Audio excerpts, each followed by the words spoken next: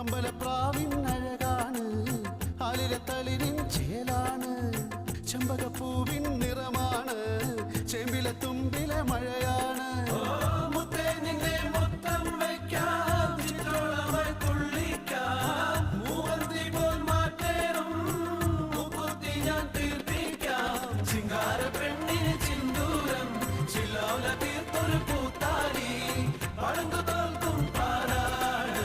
എന്റെ പൊന്നുമോളാണ്, കറുത്തൊരു പെണ്ണാണ്, കണ്ണാണ്, കരളാണ്, കാട്ടുപൂവിൻ കന്നി.